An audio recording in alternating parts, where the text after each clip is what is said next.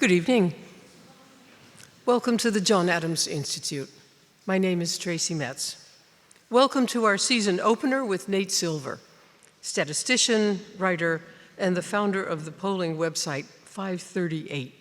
Nate has been on our wish list for a long time, and we're delighted that he is here. A special word of thanks to our friends at the Mövenpick, Remco, always generous with your facilities. Thank you for putting Nate up to help us. We really appreciate it. Nate Silver gained national fame after FiveThirtyEight correctly predicted the results of the 2008 and 2012 US presidential elections. He's no longer with FiveThirtyEight. It was bought by Disney a few years back. There may be a connection, I don't really know. I hope Casper will ask him. But he's still a political junkie. His second and most recent book is On the Edge, The Art of Risking Everything. And the key word here, of course, is risk. In it, he looks at how risk shapes our lives and the world around us. I think you'll understand his obsession with risk better if you know that he's a professional poker player. He will be interviewed by Casper Thomas, a dear friend of the John Adams, author, journalist for the newspaper Financieel Dagblad and the magazine De Groene Amsterdammer, De Groene, and former US correspondent. And we are looking forward to hearing from you. You can pose your questions to Nate via the app Slido. It's easy. You just scan the QR code with your phone, and off you go. I want to say a special word of welcome to our new partner, the American Book Center. We're so happy to be working with them. It's so much fun. After the event, Nate will sign books at the ABC stand in the lobby. I will be back afterwards, and for now, over to Nate Silver.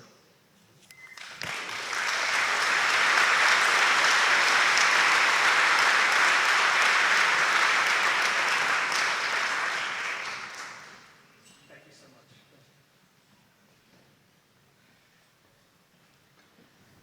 Oh gosh, it's such a nice venue, it makes me a lot more nervous, right? It looks a bit like Geffen Hall, the Symphony in New York, but like much better acoustics. They're notoriously terrible there.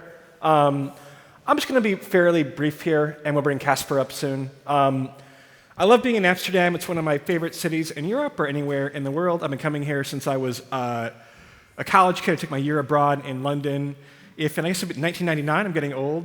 If you saw two giggling students named Nate and Jessica at the Van Gogh Museum who seemed like they were probably tripping on shrooms and looking at the pictures, that might or might not have been me and Jessica back 25 years ago. So I wrote On the Edge in part because I felt lost, I suppose, like a lot of people did coming out of 2020. We had a pandemic, of course, worldwide. We had an election. And I felt kind of like estranged in a weird way from American politics. One curse of being really well known for something, right? So you can kind of like never live it down, right? Like I'm really well known for covering elections and politics for some good years that we had predicting 2008 and 2012. The truth is I'm kind of a political junkie by force or by default, but like the things I really care about are things like football, for example, right? Or basketball, American football, not European football, sorry, right? Or things like AI or things like poker or things like internet culture.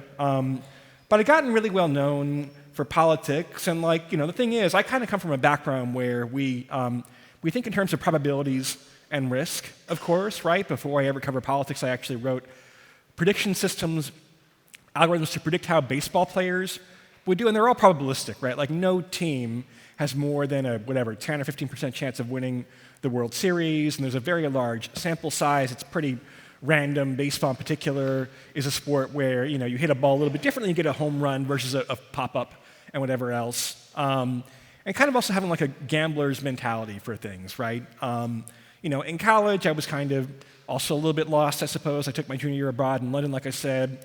All of a sudden, I'm a senior at the University of Chicago, and I'm like, oh no, I have to actually go out and get a job in the real world. I hadn't really thought about this very much. My parents were academics, Wound up being a consultant, but for KPMG. Maybe it's a Dutch company, I think KPMG or something, right?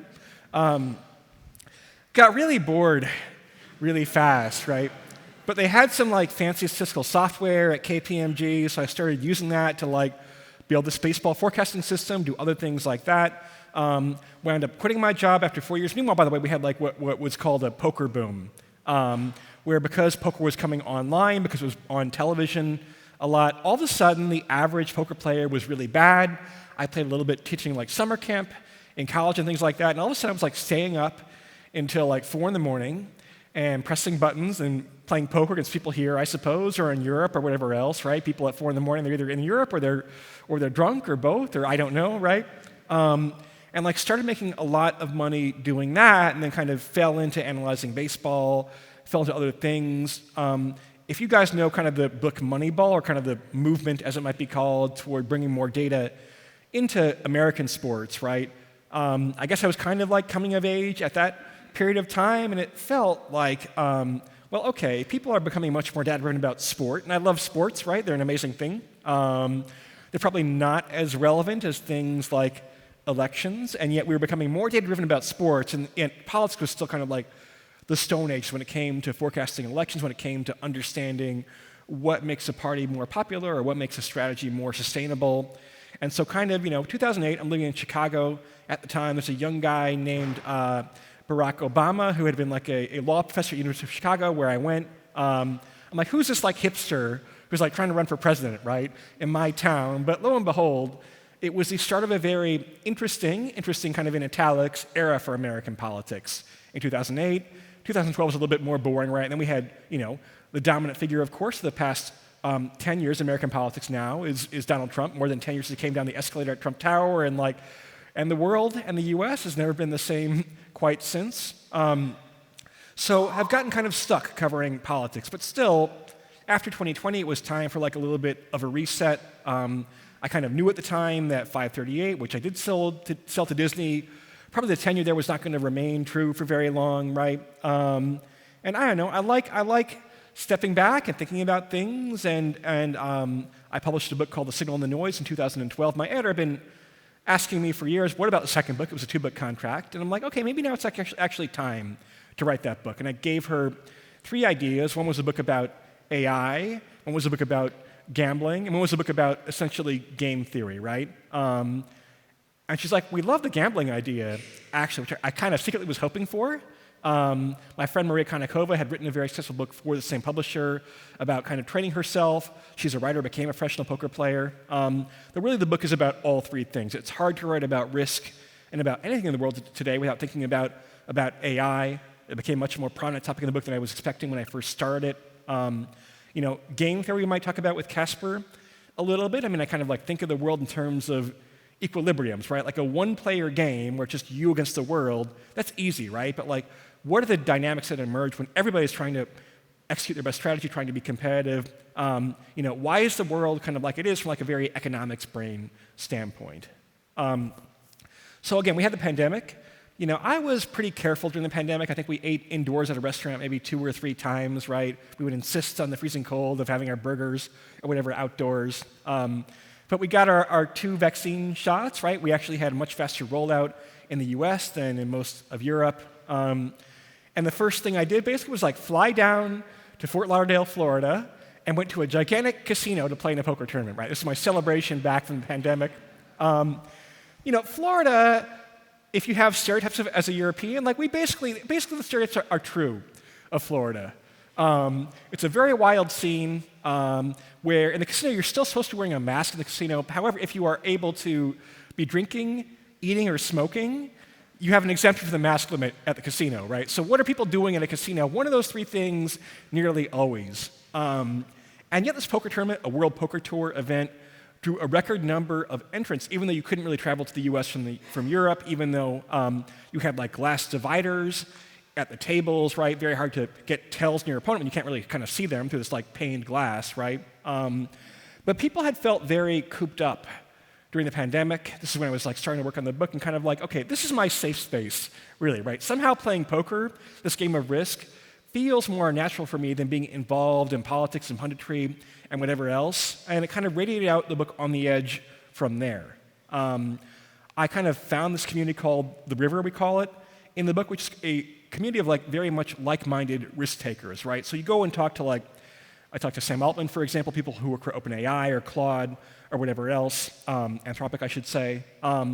They use the same vocabulary, right? They use terms like expected value or game theory or loss function or whatever else, right? And obviously also like people who are successful in finance and in tech think the same way by and large, right? I was surprised, I'm a journalist, right? I don't usually do a lot of kind of capital R reporting or capital I interviewing. It's more analysis, right? But for this book, I talked to 200 people, kind of experts and practitioners from all walks of life.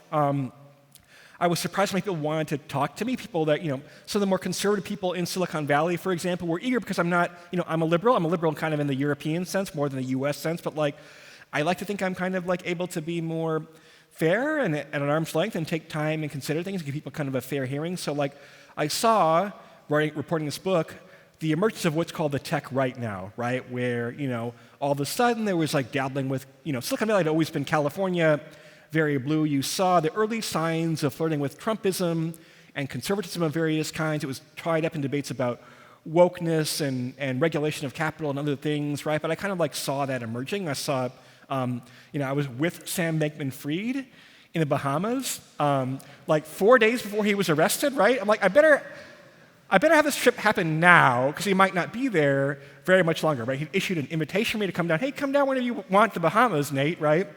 And we had the midterm elections in the US, and things kind of blew up, right, in his world and mine, I suppose. And he got charged with, or went bankrupt, was about to be charged with various crimes, right? And I texted him. I'm like, hey, Sam, I had this invitation to come down to see your company, FTX, right?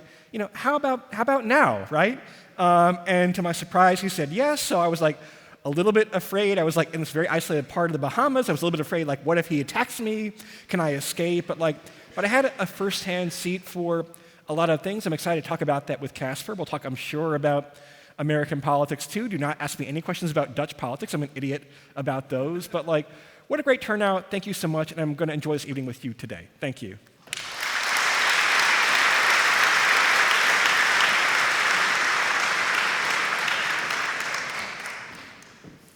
Am I in the right seat or okay? Right there. Okay, I'll be perfect. here.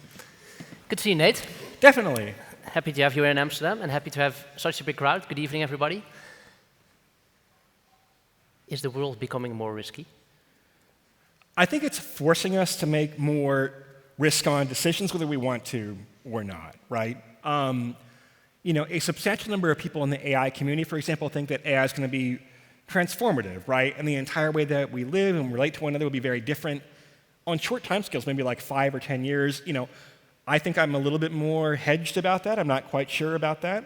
But no, look, I think we're in a world now, or American politics, the stability of American institutions. The state of Florida, for example, I think just this week, ended mandates for childhood vaccines, right? Our relations with the rest of the world are changing quite profoundly. This kind of long era of American hegemony, I think, it's not coming to an end. In some ways, American might and AI power will maybe favor superpowers like the US and China. But we have the curse of living in interesting times, and people who are able to assess risk quickly, reassess the risk quickly. That part is important too. And it's a loaded term, but think for themselves, quote unquote. I think are going to be at an advantage, and it's almost a matter of necessity, I think, too. So people need a risk education or an education to how to deal with risk or estimate risks in their lives. And is that also why you wrote this book? It's part of why I wrote this book. I mean, it's kind of part memoir and part reporting and part analysis, really. Maybe you feel a bit less acutely in Europe, I suppose, right? I've been in Europe for a week and a half now. I went to Bergen, Norway to see the fjords, went to Helsinki, Finland, which is a city I discovered that I liked quite a bit, right? I think Europe in some ways has opted for, I was going to say pastoral, right? But for a slightly more stable and kind of slower pace of life. I'm sure people here think that Dutch politics are crazy, for example, or German politics are crazy, or whatever else, right? It seems a little bit more stable than in the US, although Amsterdam's interesting because, I live in New York now, right? Which is kind of has Dutch origins, at least kind of, we're not explicitly, right? Holland's a bit more capitalistic than other parts of Europe. But still, I think the world's changing as rapidly as it has since any period since World War II, at the very least. So were you just suggesting that risk is more of an American thing? Is that because I think you also hint at that in your book, like the Americans are the risk takers and the Europeans are the slightly more risk-averse type of people? Is that what you're suggesting? I mean, we were like, on this fjord tour in Norway in this like bus, right? It's like a rocky terrain, right? And they're like, you must put your seatbelt on, right? In this bus, we're like 30 rows back. There's like no risk. I mean, like, in certain ways, I suppose that we are, right? We're America is not terribly paternalistic, but this is changing, I think, too. We have to step back one bit. You mentioned in your opening talk the river community. Yeah. It features centrally in your book. It's the community of quants, of finance people, techies, people who think statistically, etc., etc. There's not a crowd as well, and which you contrast the river. Yeah. The village. The village. Please explain to me the village. So the village, and again, one thing about On the Edge, is from an American point of view. And by the way, one thing I forgot to mention, America does or had been attracting more founders, entrepreneurs than any other place in the world, right? We'll see how much that holds up under immigration restrictions and things like that. I have a question about that. Yeah. But no, look, the village is academia. The village is government when you have a Democrat in office, so maybe not now so much, right? The village is institutions. The village is the media for the most part. And the village has been on its heels a great deal in the US, right? We have had persistently in the United States less and less trust in experts of all kinds. I think maybe half of that is earned and half of that is unearned, right? It is a trend you see in other countries, but not as profoundly as you do in the US. I think American academic institutions were not prepared for what might happen when you had an aggressive conservative administration who was targeting them, right? How much they were kind of like relying on the goodwill of people. But they can be too risk-averse, right? I think Democrats were too risk-averse in initially renominating Joe Biden last year when he was clearly unfit for duty, right? I'm happy to say, can go in the newspaper, I think Joe Biden was not... Or they were taking a great electoral risk. Yeah, it's a great risk. It was also, I think, a problem for the country, right? I think he was like, I don't want Joe Biden at age 82, or Donald Trump at age 79 now, answering the red phone from Putin, right? It's a big risk that we're taking, I think, right? Yeah. And to go back to the village once more, you describe yourself as a river person. What is exactly? It seems to me that the idea of this village, does it coincide with the elites? Is that? They're both tribes of elites, right? Okay. I think the Riverians would like to think of themselves as being like the rebellious, whatever, emerging class, but the amount of the amount of money in the river is unparalleled, right? They're kind of winning the financial game when you see tech and finance grow as a share of the economy. Every year you have abnormally high returns in venture capital. You have even more of this now with AI, right? Where it had been that you have tech, companies get very wealthy, but you have disrupted companies are invented in garages and they disrupt the big powerful hegemons. You have some recycling of personalities and of wealth, right? Whereas now you have Google and Meta and OpenAI is a spin-off sort of from Microsoft, right, backed by Elon Musk and Peter Thiel. So the powerful get more and more powerful all the time and insert themselves more and more in politics. And I am a liberal. I'm not offended by the presence of billionaires, right? But basically Elon Musk has the power of an entire European nation practically, right? And that can be a little bit worrying. Yeah, on this sort of the river entering the village, basically, the tech bros joining forces with the Trump administration. When I saw that happening with your book in the back of my mind, I thought, that's not very risky behavior. It's basically trying to hedge yourself against risk. You want political favors, you want government contracts. You're basically doing away with what is essentially the characteristic of your corporate and even personal culture. Well, look, I think there are a couple of things. One is they realized early on that Trump was a pretty good ticket to ride. I mean, Peter Thiel in 2016 was one of the few people in Silicon Valley to endorse Trump, right? He'll kind of tell you that, I knew Trump was going to win, or I thought it was a good bet relative to the odds, right? He's a pretty conservative guy, very conservative. I'm not sure how much of that is self-serving or not. But in 2024, you had a very distressed Democratic candidate named Joe Biden, right? We had very high inflation in the U.S. We'd had very high immigration levels. The U.S. is, I think, still probably more pro-immigration than Europe, but still, we are part of the global backlash against looser borders, right? And Biden was going to be 82 years old by the election, so like, you know, and you don't have a lot of like, how do I put this, right? You don't have a lot of human capital in the Trumpian GOP as much, right? So there was a vacancy, essentially. There was space for people to move Yeah, into. when he won in 2016, it's like, okay, you got Jared and Ivanka, right? And like, you have some holders from kind of the old regime. You have like anybody who like was kind of in the broader Trump orbit. So they kind of figured like, okay, you have a vacuum, right? You have this very, I mean, Trump thinks in terms of real estate, right? He's like, here's this very attractive lot that is blighted right now, but we can redevelop it into something golden and beautiful, right? And I think people in Silicon Valley were like, okay, we have the opportunity to become like very influential in a new administration, and yes, it will help with like taxes and regulation and things like that, but also kind of shaping the direction of policy, although I think they might have gotten more than they bargained for, right? And are they happy?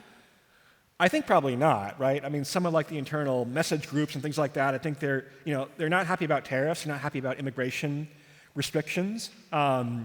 You know, I mean, it probably could have been foreseeable, right? I mean, Trump is, on the one hand, not the most honest politician. On the other hand, like, he's pretty clear about what he wants, right? And, like, restricting immigration had been a long-term priority. You know, the tariff thing he's been obsessed with for a very long time. I think Elon tried to talk him out of it at first, but you saw the interactions. If you kind of, like, see the interactions where Elon and Trump are on the White House lawn, right? And they're kind of, like, test driving a Tesla.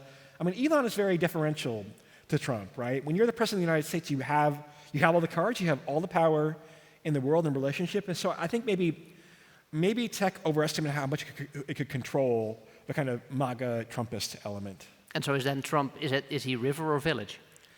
He's neither, right? Because 98% of people are in neither community, and Trump is kind of like the 98. great... So Yeah. they're both very small They're subcultures. both very, very small subcultures, absolutely. But influential. But very influential, and they compete. They're rivalrous. You know, Trump is kind of from the great unwashed masses, I suppose, right? I mean, he was in the casino business, which makes it a little bit more complicated. Was not very Not good very at assessing. successful, right? No, I mean, and they actually were very nicely built casinos here. Like here, the casinos are dumpy in like Amsterdam, right? The Trump Taj Mahal was like one of the most ambitious real estate. I've played poker there, yeah. Most ambitious real estate projects in the world at the time, but like he took out like a 14% interest rate loan based on junk bonds and things like that. So like within a year, the Trump Taj Mahal was in bankruptcy filings, and so he's not very, you know, I mean, the river, on the one hand, we are supposed to be, I'm putting myself in this for now, right? We're supposed to be very kind of risk-taking and risk-loving, but we also want to like assess risk carefully and precisely and be analytical, like you might be in sports, sabermetrics, or whatever else, right? And Trump shoots like way too much from the gut to be a true Riverian, I think. Yeah. This whole ascendancy of the river and the quant thinking, is that also a reflection that the way we relate ourselves to the world is becoming more quantified? Or is that happening because this culture is winning? I'm just trying to see in which order the things go. Look, I'm a capitalist, more or less, right? But like capitalism is like relentlessly efficient. It will solve for the equilibrium, whatever the equilibrium might be, and as the world gets more information dense, more things are tracked, more people are aware of opportunities to spend capital in ways where the market might be inefficient, right? It's just the way the world's going, right? I mean, you've seen it in sports, where sports get relentlessly more efficient. There are kind of fewer clear errors that you can correct for now, and so like, and we kind of leave a data trail and like a paper trail everywhere that we go. Maybe some of the European regulations on privacy and data security are warranted, but like to me it feels inevitable, right? Capitalism is a march toward inevitable profit maximization, pretty much, unless you put regulations on it. Regulations are hard to design, but like it's kind of what you get when everyone's kind of trying to solve for the equilibrium. So what are we losing with the quantification of the world? I mean, look, I think there are obviously, you know, it's really easy to build bad models. It's easy to build bad election models, right? You know, on the whole, I'm very impressed by LLMs, or large language models, the AI models like Claude and ChatGPT, but like, I think people are inclined to say, okay, well, ChatGPT gave me this answer, it must be true, right? Whereas like sometimes it's bullshit or hallucinating or whatever else. look, there's sometimes like a tyranny of the measurable, where if you have a factor you can quantify and a factor you can't quantify, then you sometimes say, okay, this factor that you can't quantify, we treat it as 0, right? Which is not always the right idea. Sometimes things, in sports, can a guy perform when all the pressure is on, a clutch performance kind of thing, right? Is it easy to quantify the quality of like a meal in a nice restaurant? Is it easy to quantify kind of when you'll be compatible with the partner or things like that? Like, probably not really. I think part of becoming like a more mature model builder is understanding like kind of what limitations of the data are, and like often it's often it's 80% of the way with the model and 20% with kind of experience or gut instinct. Yeah, because let me offer something that I thought we might be losing in the river world. After also reading your book on this, I thought what we're losing is maybe, and now I'm sounding like a beady-eyed village person probably, so my apologies for that, but we lose narrative. It almost seems the word sterile comes up with me. I don't know. That makes me feel uncomfortable as a villager. We lose context, right? Often. I'm suspicious of narrative, right? I think people. So I was going to say, you get 80% of the way with data, and then 20% of the way with like kind of to get the last mile with careful, still semi-empirical heuristics and analysis or experience or life experience, right? What people do in practice, though, is they substitute their desires, right? They're like, okay, I assume that things will always be shifted in my direction, right? Where I see Nate's forecast, I'm a Democrat, I think, therefore, here are these factors X, Y, and Z that Nate's not considering that will make Biden or Harris win, for example, even though Trump has actually beaten his polls 3 out of 3 times so far. So, like, I worry about, I don't know, the world's complicated, right? I worry about kind of the narrative oversimplifying things, right?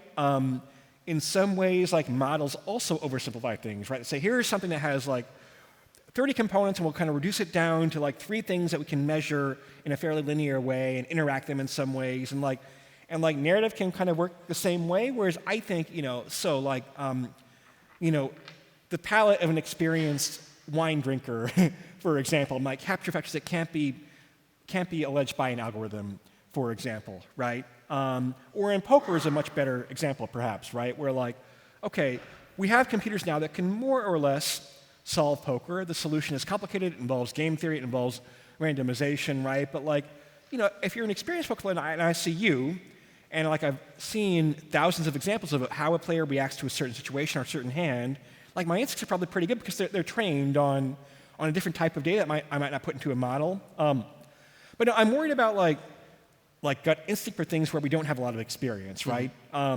People told themselves some kind of stories about COVID, for example. I mean, in the US, or in New York where I live, we have hurricanes occasionally in the US, and like a hurricane hits and you kind of know when it's going to start, more or less when it's going to end, going to go on for a couple of days, right?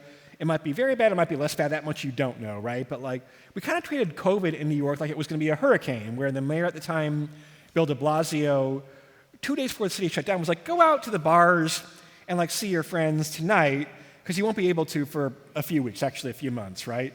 Which was like the worst possible time to do that, right? We didn't have tests. This was a narrative mistake, you're saying? A narrative mistake. We're like, oh, it's just going to be like a hurricane, like a little snow day or a winter storm, right? Have fun tonight. The bar's going to be shut down on Friday, whatever else. Whereas like, that was like the singular worst time to be having people go out and congregate without masks in public. But we get kind of trapped in these like oversimplified narratives, and that's kind of what his instinct was. And so when the river victory is final, also no religion? I don't know. I think some of the things involving AI pose some pretty deep existential questions, frankly, right? No, yeah, I'm not sure that's true, actually. Maybe, even I've become like, I think, more of agnostic and less atheist, potentially. Yeah, I think it's like not particularly a village versus river characteristic. With AI, you mean? Or religion in general? I mean, look, the questions get very weird. I mean, I was like listening to a podcast earlier about kind of like... Let's do some weird. Is AI conscious, or what's that mean when you kind of like delete a model to build a better large language model? Does it have feelings? Should you kind of put it in like some model safe space, right? Or some model sanctuary we can go and like hang with other models even after it's like But these are real questions that people struggle with, that people get paid to give answers to these questions. And look, I think we should think more about these kinds of questions, actually, right? Like, I think, philosophy is kind of like adjacent to like a lot of STEM majors, really, right? If you look at kind of like who has like the highest like math graduate record examination scores, like the philosophers are like right up there with the mathematicians and the computer scientists and everyone else. No, I think we need to like think more about philosophy and religion and like in the meaning of life. No, I think it's quite important, actually. So that's where the villagers sneak in through the back door again. Maybe. I mean, Peter Thiel I'm just trying is to carve out a is space for fairly my kind of religious. people in the world. But I think the villagers are too concerned with narrow politics a lot of the time, right? And particularly Trump, I think, is like kind of very good about, I'm not sure it's the right way to put it. There are a lot of very understandable crisis-like outrages that emerge because of Trump. I think it's like quite important to kind of like slow down and like see the big picture. I like to travel a lot. It's kind of like part of it. You're in a different time zone from the U.S. You're not as much of a slave to like the political news cycle. So no, I think stepping back and thinking like, what's the nature of the universe? Like, what's the meaning of life? We should think about those questions, right? And I think quantifying more things might distract us more, but doesn't really kind of answer those questions any more effectively. I'm sure you've had a very relaxing holiday and you've been in Europe for a while, but as somebody so occupied risk in his mind, what keeps you up at night? What do you worry about? I mean, look, one reason why I say I'm like not a political junkie in the same way that a lot of journalists might be is like, I'm thinking about like, okay, I'm going to make my flight back on time, like what I'm going to have for dinner tonight. I have a newsletter, Silver Bulletin, that I run, and so like that's the day-to-day life, right? It's like, okay, if we post things that are popular, people sign up for the newsletter, you make more money, what can we do that's good? I have 2 people that work for me now, and so like, yeah, I'm consumed a little bit by kind of the Will day-to-day. people show up for my John Adams event? Great They did, turnout, by the in way. great numbers. No, but like, I think that's good, right? I think if people, if you kind of like are immersed in this world, the country's going to hell, whatever else, like I think it actually makes you kind of like very incapable of like actually making political change or political movements. It's good, one thing about the pandemic was like people shut themselves off from like in-person human contact. I think that was a big mistake of the village, actually, right? Where it's like, okay, well, we see things X and Y and Z as essential. I think it's like pretty essential, like kind of see other people in person for like many reasons, and like thinking, we can kind of like medicalize this away, I think was quite a big problem. Mm-hmm. I want to move back to the past a little bit, but one more question, because I was very happy when reading your book and also now in your talk that you bring up COVID quite a bit. Yeah. Something I've been struggling with is it was so big, it affected everybody. Yeah. It changed everything in society, essentially. But still, we don't talk about it much anymore. It's we don't weird. reflect on it very much, which is very odd for such a big event. Why do you think that is? It was very traumatizing. It was a shared kind of trauma, right? What's the official number now? 7 million, 8 billion people died around the world. That's world historical. Probably higher than that if you look at kind of the unofficial data. Maybe probably into the 8 figures and things like that. No, look, it's very weird. Like, I wonder how much kind of the rise of populism around the world has to do with COVID. Distrust of institutions has to do with COVID. I think it was a very traumatizing thing. I think it is weird we don't talk about it more, right? I think kind of because there was like a lot of blame in the US context, right? I don't know if maybe things were wonderful here. In the Netherlands, I tend to doubt it. We had guidelines for how to cheer for the football. Yeah. But in the US, you had, on the one hand, the US kind of had bars and restaurants open, but like schools were closed longer than they were in most of Europe, for example. There's been a backlash against vaccines, for example. On the other hand, not like Republicans got things right either, right? Where like the management of the pandemic was very chaotic. In the US, Trump's greatest accomplishment was Operation Warp Speed, the rapid development of vaccines in the US, and yet now he's almost like ashamed to take credit for it. So like it's kind of like was kind of fought to a draw. No one wants to bring it back up again, and like even now, like we have not had. You would think, if nothing else, we should approve more funding for like future pandemic prevention, and instead you have a backlash against that. No matter how bad the pandemic was, if we had a COVID now in the U.S. with like greater vaccine skepticism, even greater skepticism of like scientific authorities, right? Again, I think like 30 to 50% of which is kind of halfway deserved. It would be a true nightmare, I think. Let's go back to 2008. younger Nate Silver, maybe slightly more optimistic time also. You're entering the field of political analysis, political statistics. It's maybe almost impossible to recall, but how did we talk about politics before the data revolution that you, to a large part, catalyzed?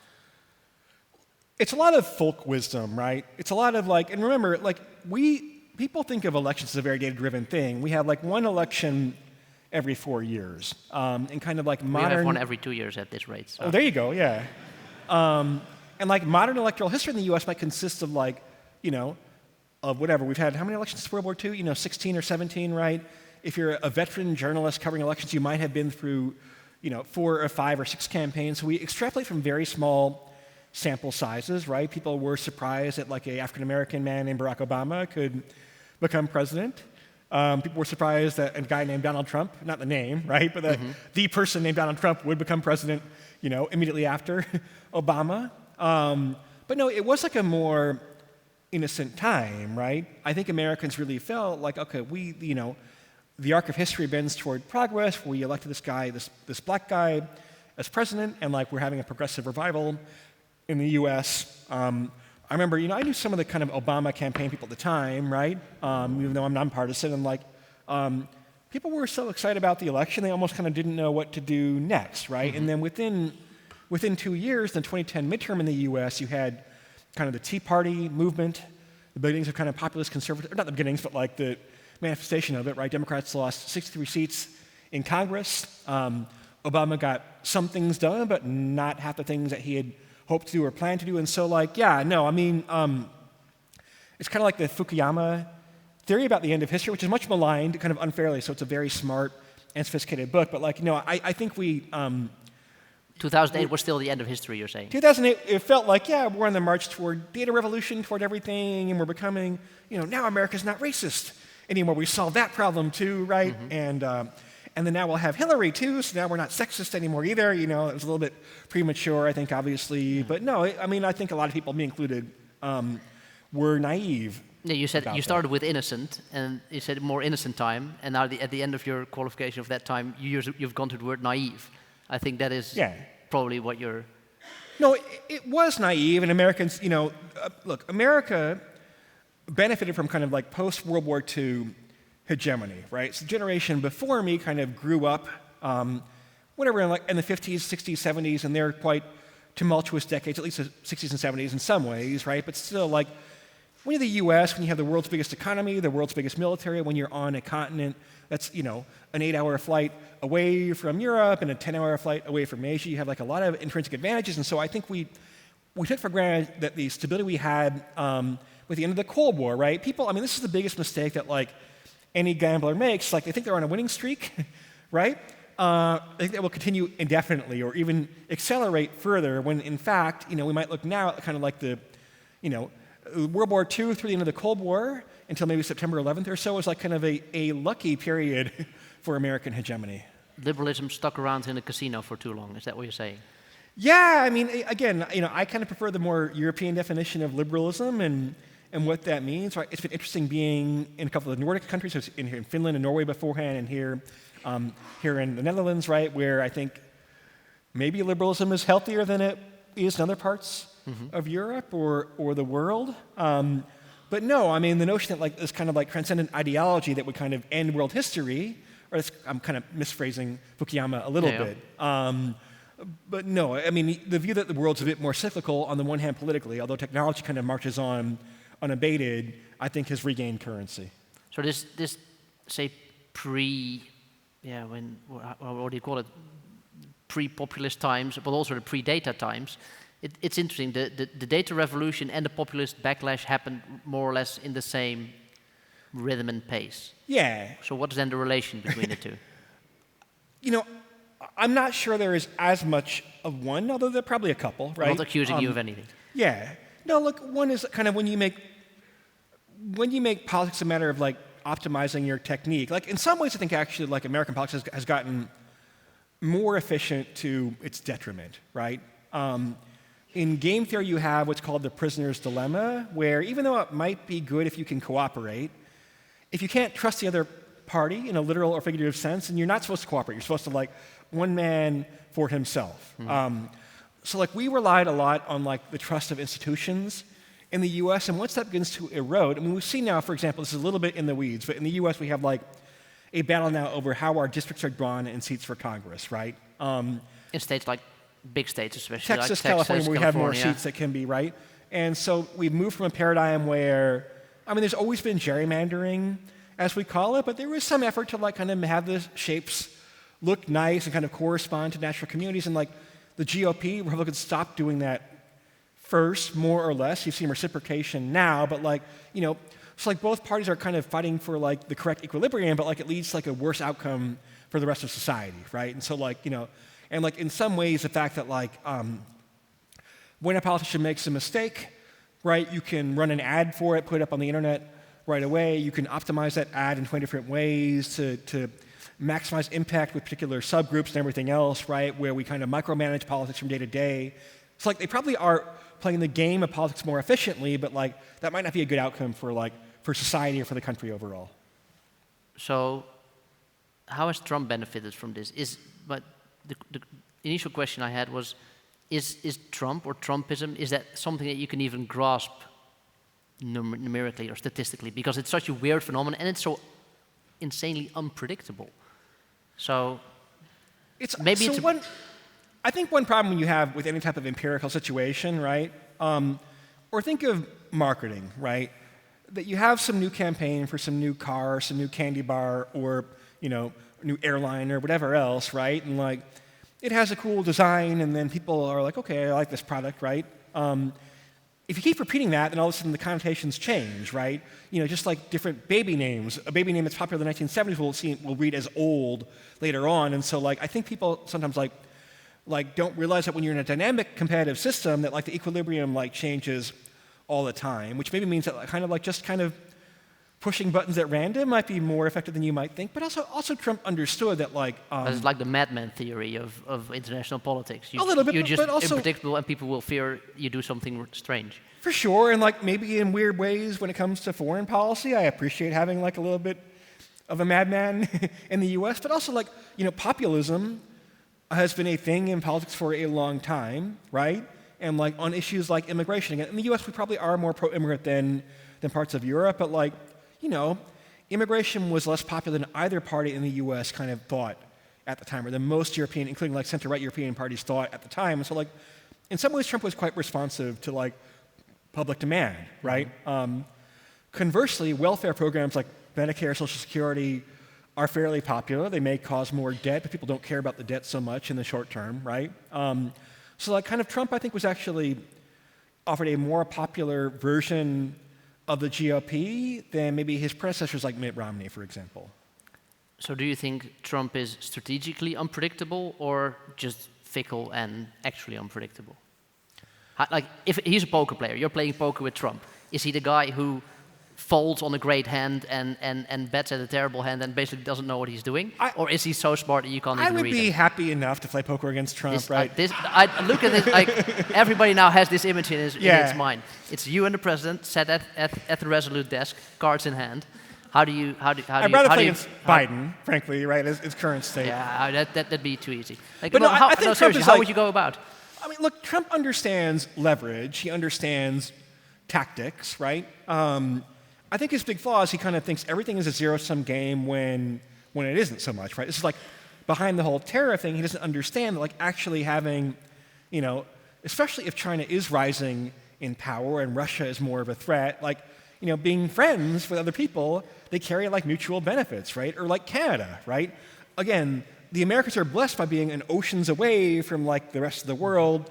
For the past 100 years, we've gotten along with one another pretty well, and like we're just kind of adding to like the strength of our circle by being aligned with Canada and Mexico and Brazil and countries like that. So like, no, I think he's kind of like, I don't know, he's like some misprogrammed algorithm almost, right? Where like he's solving for a certain problem quite effectively, but it's the wrong problem he's trying to solve, right? It's a zero-sum game when international relations, the health of the country should not be zero-sum games. Yeah.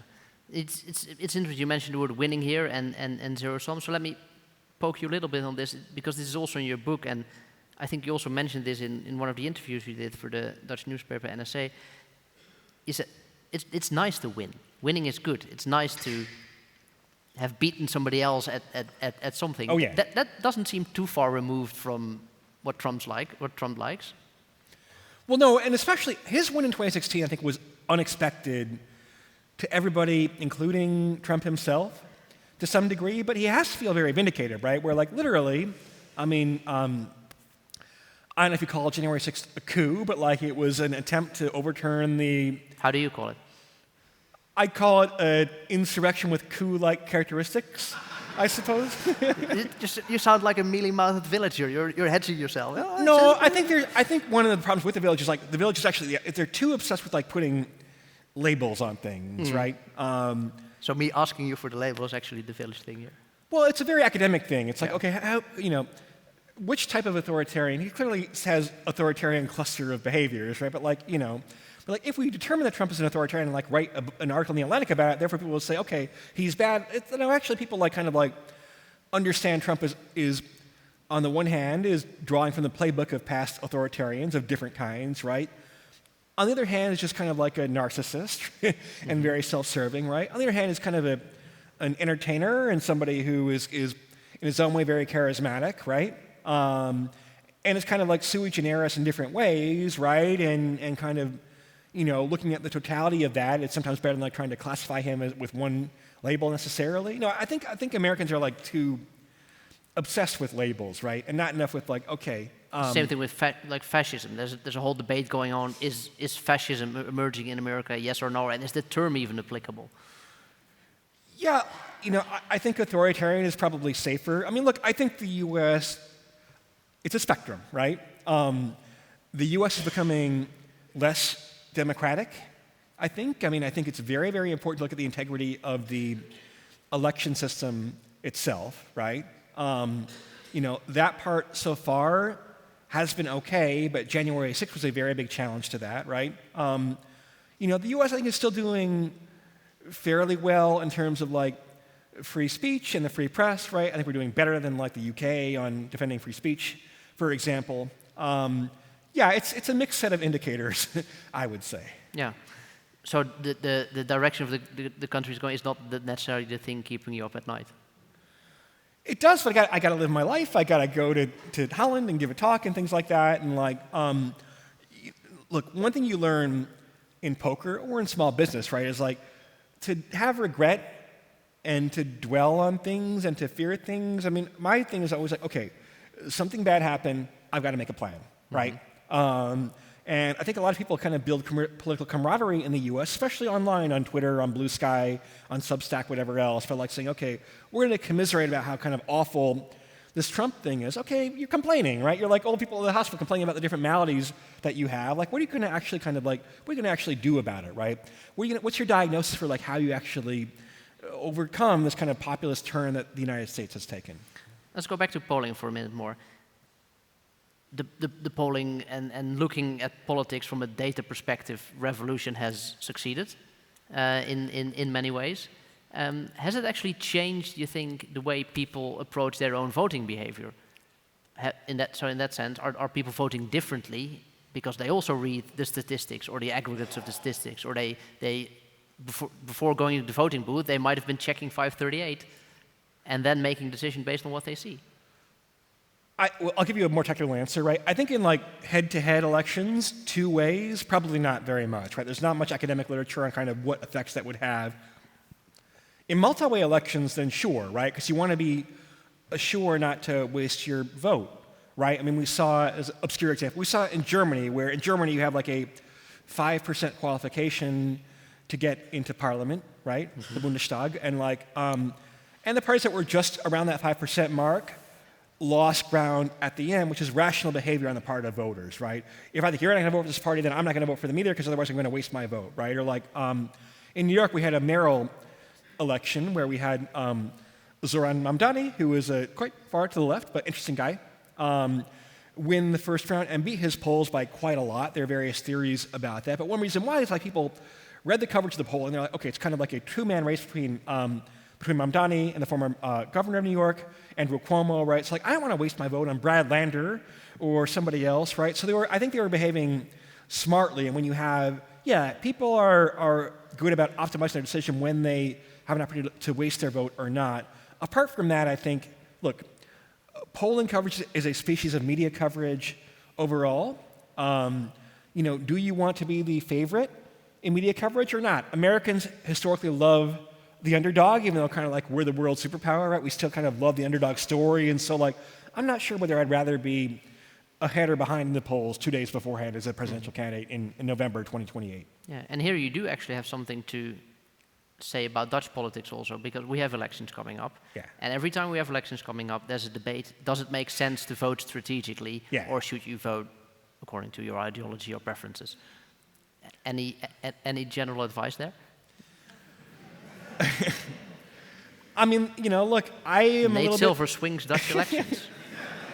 I'm a little bit envious. I went to Scotland one time, right, when they were having the Scottish independence referendum, and they were like just a private media interview, and they're like, what is going to happen with the Scottish referendum? I'm like, oh, I don't know, I think it probably won't pass, right? It was like literally like the headline, like the Scotsman the next day, so I'm very reluctant in any international country, medium-sized country. Yeah, but this is an abstract, it's a question in the abstract. I think you should vote your conscience in the long term, and then look at the polls 2 days beforehand, understand that like there's a margin of error in the polls, and probably be more pragmatic at the end, right? Yeah. On this margin of error, and I'm glad you mentioned the term, this seems to be one of the most forgotten things about polling and statistics. Please explain the margin of error so nobody ever makes that mistake again. Oh, believe me, they will, Casper. But okay, sorry. Yeah. Well, we can keep on trying. So in polling, there are different sources of error. The margin of error classically refers to the fact that we're taking like a sample of some number of people and not the entire population, right? So there are like 600 people here. So if I were to ask 600 people, who are you going to vote for in the next election, right? Then how many people are there in Holland? Like 20 million or something? 18. Okay, 9. not bad, yeah. But there's an equation you can use to say, okay, how much is 600 people representative of 20 million, right? What's the margin of error there? However, if I were to like survey the people in this room, you'd have bigger problems, right? You came to a lecture by an American named Nate Silver, you probably have pretty weird views about policy if you're choosing to do that on a night, right? So you guys are not a representative sample of like the entire like Dutch electorate, right? Pollsters, we used to have what was called random digit dials. So like it's kind of the glory days. Everybody has like a landline telephone. You call them, you say, okay, I want to speak to the person with the next birthday in the household, a quasi-random measure, right? And they'll dutifully get up and answer the call and answer all the questions. This 50-item battery of survey responses, right? Life's like not like that anymore, right? Like when I get a call on my phone, I'm like, did somebody die, right? Or is like a creditor calling or something, right? Like I don't really answer a phone call unless it's my partner, I'm expecting one. And so that's a much bigger problem. It's much harder to get a representative sample. People who are more enthusiastic about politics tend to respond more often.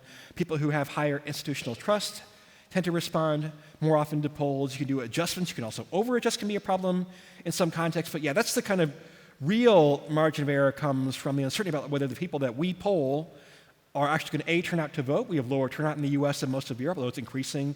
And B, are you representative of the entire population that I'm supposed to be surveying? Yeah, and if we look back at the previous American elections, Harris versus Trump, we now know the outcome. Yeah. Trump's sweep of everything, pretty big. Up until basically the last moment, it seemed the coin could flip either way. Yeah, is that a correct reading of what happened? Our model at Silver Bulletin, we literally had it. It was literally 50. It was like 50.001%, right? We ran, what was it, 80,001 simulations, right? I think like Harris won like 40,006 of those, something like literally that close to 50-50, right? Which in some sense like made it easier. The forecasts were going to be half wrong and half right, no matter what happened with reason. But but we have had 3 elections in a row where Trump was underestimated by the polls. And a sample size of 3 is still just 3 if a kind of coin comes up heads 3 times in a row, or tails, like that happens like 1 out of 4 times, you get a streak of 3 outcomes. But yeah, it certainly has caused people understandably to kind of question the validity of polling. Yeah. But is the polling industry still a valid enterprise? I'm also asking this also because the margins have become so tight. So yeah, and that's the issue, right? Like, so if you have a country in parliamentary elections, like the polls are often worse in Europe, but it's not a winner-take-all system necessarily, right? So like, if the Christian Democrats are polling at 28% and they get 25, right? That's a fairly big miss, but like it will just kind of affect things marginally in Parliament unless it meets some threshold where it changes the coalitions of government, for example, right? In India, the margin of errors are like 10 or 11%. They're enormous, right? But like it's always kind of complicated and messy in the first place. Like the polls overestimated Modi's party, but like he has such a big majority, nobody really cared when the polls, when he had a larger opposition government still in charge. In the US, kind of the game theory equilibrium says things should be about 50-50 in a two-party system. And if like a candidate's leading by 1 point in the polls, the official margin of error is 3%, and the practical margin I talked about earlier is like 5 or 6%, then you're never going to really have the certainty that you crave. So maybe this is a silly question, but what does it mean for the individual voter in a state in America? Has his or her vote become less or more important? Well, in the US, your vote's only important in about 7 or 8 states, unfortunately, right? Which is kind of like one of the script things about our electoral college system. No, it's become more important. Like more of our elections are closer, come down to, dozens or hundreds of votes. The entire 2020 election came down after a recount, was it 537, I think, votes in Florida? Mm-hmm. So like, if you haven't learned by now that like a marginal vote can matter quite a bit, then yeah, look, individual action still matters, right? Political protest can still move things quite a bit. I mean, one thing you learn if you kind of get to your mid-40s like I am is like kind of most people are lazy, right? If you kind of get up and do something, most people aren't doing anything, right? And so you can actually still make quite a big difference, whether it's donating or in a local campaign, right? In New York, again, kind of Zoran Mamdani, the guy who won, was a almost total unknown, began polling at 1%, right? And through clever campaigning and door knocking and volunteering, whatever else, right? He probably will become like the next mayor of one of the most important cities in the world by November. And so is this a hopeful message for those that hope that Trumpism has an end to it? Yeah, quit tweeting so much, right? Get off your ass and do something, is my message. Well, that's cheers to that. It's now that we're sort of easing into coming election cycle anyways, yeah. Do you ever miss your role as pollster? Or I've never been a pollster. No, right? sorry. No, I don't. As somebody who aggregates the statistics and presents data about American elections. No, I felt like I always miscast. I work for this gigantic news agency called ABC News in the U.S. Right? Like the average viewer is 70 years old, right? They try to make me like a TV pundit, and no, I don't. Again, I remember I was Chris Christie, the governor of New York or of New Jersey, former, right? He was on ABC News at the same time, right? We were doing some song and dance for ABC News corporate sponsors. I bet you're excited about the election. It's probably a Super Bowl. No, actually, I prefer the actual Super Bowl to the election Super Bowl, right? I find it interesting because it's an interesting forecasting problem. It's very consequential. There's interesting strategy and whatever else, right? But things like the State of the Union address in the U.S., kind of all pomp and circumstance. I find that extremely boring, right? And I find kind of sometimes called political hobbyism, where you don't need to. The average MSNBC viewer watches MSNBC 8 hours a day. I'd rather be lobotomized than watch cable news 8 hours a day. Get off your ass and do something. No, and address those people. Reading more about the world. For better or worse, I think the U.S. is probably compromising some of its global hegemony. So we're going to have to pay more attention to what's happening in China and the Middle East and Europe and whatever else. Have to pay more attention to what's happening with AI and the environment and the national debt. So reading about the world is a lot more interesting than reading about kind of American politics narrowly a lot of the time, I think. Yeah, but you will be called upon as a pundit as the election cycle heats up. So what people will be thinking, what's Nate Silver going to say? Yeah. So you can pay $10 a month or $95 a year to subscribe to Silver Bulletin, which is where you'll find out. Which I recommend, not just for political punditry, but also if you want to find out how long in advance you need to be at an airport. Nate wrote this beautiful Substack post explaining that showing up the 2 hours early is basically ridiculous, right? there's a whole spreadsheet in there. It may not apply to the European context, right? You go to there's like now these like very long duty-free areas that we're starting it now in the U.S. that might have to add 10 minutes or something. But like, yeah, people are a little bit risk-averse about airport strategy. Yeah, he's only missed 3 flights in his life. But we were talking about the upcoming U.S. election cycle, of course. You mentioned Zoran Magdami, and there's a sort of debate going on in the Democratic Party. What should we do? You know, what is the strategy going forward? Should we go moderate or should we go radical? Any thoughts? Look, I think over the long run, the statistics, the game theory will tell you that over the long run you want to cater to the median voter, right? At the same time, the effect might not be that large. That's one issue. Another issue is like, you know, are we like really sure that like kind of what the centrist politician thinks is actually a popular position in the first place? A bit less clear. I mean, I think in general, elites, many people like me, are more socially liberal, socially left, but fiscally conservative than the average voter might be, right?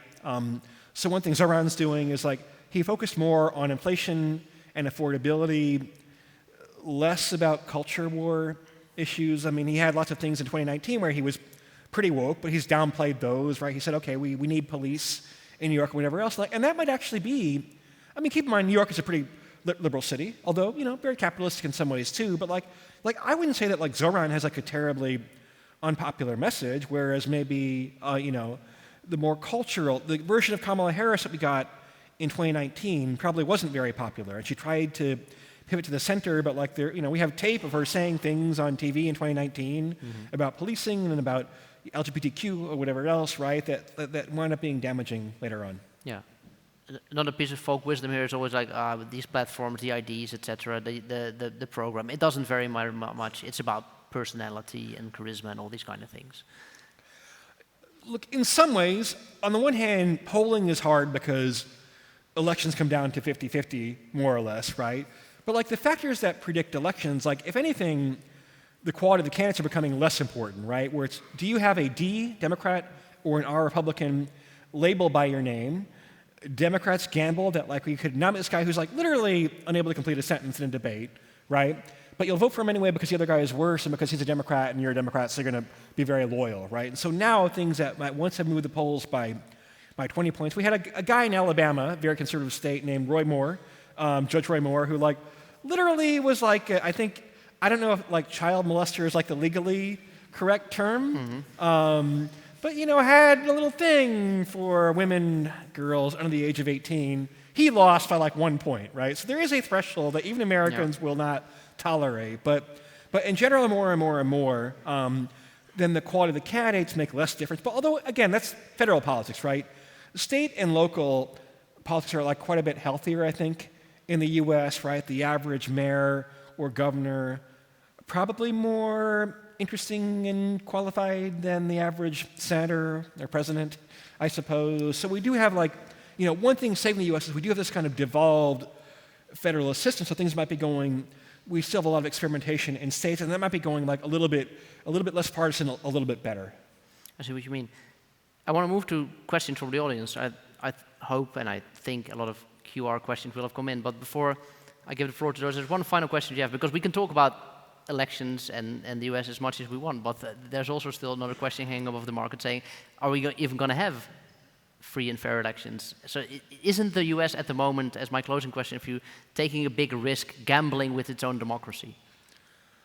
Look, as someone who is concerned with probability, right, I wouldn't say, you know, is there 0% chance that Trump will somehow find a way to run for a third term? I mean, probably not zero, right? But it's very hard. If you're going to run for a third term, it's such a constitutional violation, you might as well just not have an election to begin with, right? The way you could kind of do it is by having J.D. Vance run and saying, okay, well, there's no limit on being a vice president, right? So if J.D. Vance wins, he'll resign, become president that way. But like, I think it's like kind of like, look, I think people are, let me be very careful, right? People are a little bit too apocalyptic in the short run and too unconcerned about the kind of long run about now aggressively and deliberately eroding faith and capability in American institutions, right? You Trump fired the head of the Bureau of Labor Statistics to collect reliable economic and It must have employment been painful data. for a guy who loves good data. Yeah. No, and we literally use BLS data in our presidential model too, but yeah, I mean, the U.S. economy has long been the envy of the world, right? And I just think, I mean, you kind of see when you go to Europe, you go to different countries. Like I said, I was in Norway and Finland. Those countries are doing pretty well. They've had pretty good economic growth that's continued over the past 2 decades. I love Italy too. You go to Italy, you go to Rome, and Rome is great. Love the food, love the people. Rome looks the same as it did in 1999 when I was there as a college student, right? So, the U.S., when you have small compounding advantages, when we have the world's best currency because we're responsible with our debt and our dollar, right? That probably adds, 0.2% to U.S. GDP every year that compounds every year. When you have good foreign relations, when you have a reliable system of tracking government data, when you have a system of immigration that we've had flip-flops about unskilled immigration, about illegal immigration, right? But we've always been very hospitable to people who are entrepreneurs, right? If that's deterred, then that's going to have, I think, compounding effects over years, and likewise, the effects of So the U.S. is even gambling with its status in the world, in a way, you say. Oh, for sure, and at a time when we have legitimate rivals, I think. I mean, I think the U.S. benefits in some ways. We've all seen the military parade. Yeah, I mean, look, we benefit in some ways from the fact that Europe has, I think, opted for maybe more. I don't say this is pejorative, right? Maybe opted more for kind of quality of life. European lifespans are increasing. For American men, they're not. American men, our lifespans are stagnant, right? Whereas in Europe, they're growing in the quality of life, and they have better child care and things like that. And that might be a very good and valuable decision. But the U.S., I mean, look, I guess the phrase we kind of have is fuck around and find out, right? Okay. Well, where for a long time, talk about the village, to criticize the village a little bit, right? For a long time, academic institutions became, I think, much more partisan and left-wing in different ways. People say, well, what happens if you have, like I said, a conservative president who wants to dismantle these institutions and they become less popular, less defended, so you're going to have problems, right? I think all the things that Trump is doing, vaccine hesitancy and undermining foreign relations and undermining trust in the Federal Reserve, we're going to pay a price for it, right? It might not be next year, it might not be this year, but we're going to pay a price for it sooner or later. We'll have you back on that. Nate, I'm going to invite over to the stage Sean Cotterlam, who's gathered the questions from the audience. Sean, where are you? There probably have been a lot. Ladies and gentlemen, Sean Cotterlam from John Adams Institute. Thanks, Casper. Thanks, Nate. Good evening, everybody. I've been sitting in the wings, keeping track of all the questions coming in through the night, and I've kind of formatted them into a couple different questions. I saw a couple come in from Vincent, combined those. Let's start with that. Can your models gauge democratic backsliding and institutional resistance during the next couple of years, and even whether AI-driven micro-targeting threatens elections? I mean, look, when you build a model, it's nice to have a good definition of a problem. So one definition of an election is a closed system in a sense that you have 50 states, you know how many electoral votes they have, you have polling, you know kind of how accurate the polling is, you know how the states are correlated. I'm not sure that quantitative measures of democracy are as effective. I think it probably is smarter to kind of look at things that as an intelligent person, as a citizen, kind of see how things are going potentially. I mean, there are groups that kind of do cross comparisons to different countries. I think the U.S. is going to get lower scores on all those democratic indices, and they probably should. As far as AI goes, I am not that convinced that AI will be so effective for micro-targeting in a political sense, because politics is kind of big mass brands anyway. I kind of more worry about people kind of falling to their own rabbit holes with AI, right? I think you encounter pretty fast diminishing returns in politics when it comes to micro-targeting and things like that, but people are going to be kind of maybe more and more divorced from reality, which is kind of what I'm more concerned about, I suppose. I also have some questions come in talking about longer-term risks, and Alt and Marline asked some questions about whether probabilistic tools can help us navigate these sorts of risks, whether it comes to wealth inequality, climate change, biodiversity loss. How can we, whether people in the river or in the village, how do we respond to that? Yeah, look, if you look at the IPCC reports on climate change, they're very rigorous about quantifying which effects are relatively more and relatively less certain. They're very good about kind of the language they use. When you say very likely or probable, how does that translate? Now, I'm not sure it's going to affect policy very much, really, right? Look, I think you have to say, look, there are, 3 or 4 or 5 really important risks in the world. Climate change is one of them. I think AI is one of them, right? I think nuclear weapons are still a big risk. Look, we went to, we went to Finland. In the US, we don't think very much about, Russia and Ukraine, right? Went to Finland, made a day trip to Estonia. It was a country that was, conquered by the Soviet Union, right? They're very concerned. They have, Ukrainian and EU flags flying anywhere. We don't think about that type of risk very much as Americans. No, look, one of the problems with, having politics be absorbing is that we kind of worry about things that are, kind of relatively low magnitude risks and not things that are a lot more important. Again, I would think the lowest hanging fruit of all was okay, at the very least, let's spend more money on pandemic preparedness for the next time around, whether it's in next year or 100 years from now, and we're not even doing that, and so that's quite worrisome, I think. When we're looking at this sort of problem, these sorts of problems in the long term, are there fundamental ways that people from the river and the village approach them? Look, I think people from the river are better at quantifying things, but are often very concerned about making money and about kind of narrow, kind of game-like problems, right? I think people from the village are often too concerned about pleasing different constituencies and things like that. And of course, probably, a lot of behaviors that are termed as irrational probably are rational on some deeper level. Like we said, there are factors you can't quantify very well, right? Sometimes an approximate solution is the best that you can do, potentially. But the book is kind of written with the hope of trying to actually unify these two kind of communities together, to get them to understand one another more. Because the default is if you don't really have the village understanding how the game is played nowadays, then the river will win and make a lot of money in the process, right? So I'll make money playing poker or whatever else, or in finance, whatever else, but it might not make the world a better place. So understanding kind of how to adapt to the modern world that we're in, for better or worse, and that we're not exiting anytime soon, is vital for all citizens, I would hope. We actually have a question from Colin about this difference between the river and the village. Have you thought about quantifying it in a framework? Would that reveal real cognitive differences, or is it just group signaling just to kind of fit in within their own tribe? I don't think it's purely signaling by any means. I think what's considered the most empirically valid personality test is the big 5 personality traits. People on the river tend to combine low neuroticism, so we're not that much worried about kind of what other people think of us. We're not that much worried about what could go wrong. We think about upsides instead. With high openness to experience, we're willing to experiment and try things out. However, we often have low conscientiousness, so we're kind of assholes, right?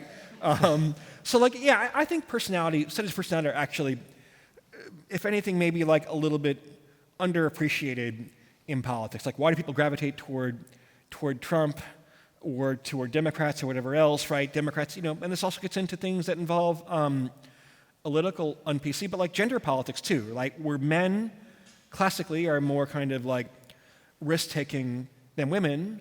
Well, in the US, you see a bigger and bigger gender divide now where okay, Trump is a candidate about risk and about self-reliance and resilience, all kind of very male-coded things. And lo and behold, young men voted mostly for Trump in the US last year, a big break from the past, right? Whereas Democrats are about community and mitigating risk and are about safety, or about kind of getting along in your town, about family rearing, right? Those are kind of female-coded things, and so I think that's important. People are reluctant to talk about gender, other differences as far as risk-taking goes when they're kind of coded into a lot of political messages. Can I just step in for a second? I can see where the term river comes from. It's from poker. Why the village? What's the I mean, in the U.S., unlike in Holland, we don't have all these like little cute small towns, right? Except in like the northeast of the U.S. You know, Boston, New England, Providence, Cambridge, places like that. So you know, the village is kind of concentrated in this kind of dense, populous, kind of blue part of the country where you do, you know, I mean, Hillary Clinton's book was "It Takes a Village," right? Sure. It's a whole notion that's not based on individual reliance, perseverance. It's about kind of the group, the community. You know, in the village, you lose through ostracization, right? By being outcast from the community. In the river, you lose by losing money, right? You lose by losing the game, by being on the wrong side of a bet. Very different philosophies. Cool. Let's do the last one, Sean. What are your thoughts on the forecasting accuracy of polymarket? You know, this is something coming from AB in the audience. Are there systematic tendencies, biases? Could it be used as a useful input to forecasting? So I'm an advisor to Polymarket, so I'm biased here. Look, I think Polymarket is good for a lot of things. I remember kind of watching the Biden-Trump presidential debate. I guess it was June last year. And people are kind of looking around, being like, okay, Biden seems like he's really not in great shape here, right? This kind of might affect the election. And you kind of saw instantly Polymarket is reacting to that, right? Without waiting for input, without waiting for what the kind of TV anchors said, right? By the way, until Biden was doing so bad that like Trump stock started to go down, because we're like, oh my gosh, Biden's doing so bad they'll have to replace him, and the replacement candidate might have a better chance than Biden does. But there are limitations. I mean, you know, Polymarket, other prediction markets did not do very well in its PAPL predictions. Ironically, the American one, and it thought there was a 0%, 1.5% chance of that, or whatever else. So that's a system where information is very closed. The conclave does not leak, apparently, right? It happens like once every 10 years or so. We don't have very much empirical data to train our mental or our statistical models on. And so yeah, like when you have regularizable things, like sports, like elections, like will the Fed raise interest rates, those things it's pretty good at. And by the way, like estimation is a very useful skill too, right? In poker, no two situations involving human poker. In a computer, yeah, they're the same, right? But if I'm looking at Casper and he has an expression on his face, right, like I'm making some mental adjustment for that. So like estimation is good. We all kind of make estimates intuitively, and Polymarket's good for that. But like, yeah, it's better at the things where you can regularize and predict things with more systemic data. On this point, I just have one last thing, Casper. The NFL season kicks off tonight, and we're talking about all this sports betting, and you know we've legalized it in the U.S. quite dramatically over the last decade or so. You know, is this sort of data and this sort of prediction, is it changing the soul of sports? Are there any positive effects? It's bringing in more revenue for sports, I guess, right? We have people in Silver Bulletin who like sports betting. No, look, you've had a number of scandals already in the U.S. where there have been professional athletes who have been found to be not fixing whole matches, but fixing individual outcomes, right? If you can bet infinite money on the outcome of the first pitch in a baseball game, okay, well, I can like throw a little wide of the catcher, make it look unintentional, right? And maybe I get a kickback of like $100K that way. I mean, look, the U.S., we just kind of go very all in on things, right? Like sports betting has existed in Europe for a long time, but you kind of like go by a little like sports betting shack in the UK or here, right? Like it's like not that big a deal. There's a lot of sponsorship on like jerseys and things like that. In the U.S., we're like, we want to like go all in and have all sports betting all the time. Everything is sports betting. And I think it's you know, we're very bad in the U.S. about kind of like long-term focus, right? If I were advising DraftKings or FanDuel, you don't have those brands here, I guess I'd be like, take it slow, make sure you maintain public acceptance for a long time, make sure you're not betting on things that can be easily manipulated, make sure you're not kind of, you know, letting encourage college kids to bet and things like that. And they've been greedy, and I think they might trigger a backlash before very long in the U.S. Well, thank you so much, Nate. Thank you, Casper. I'll leave you to it. Thank you so much. Thank you so much.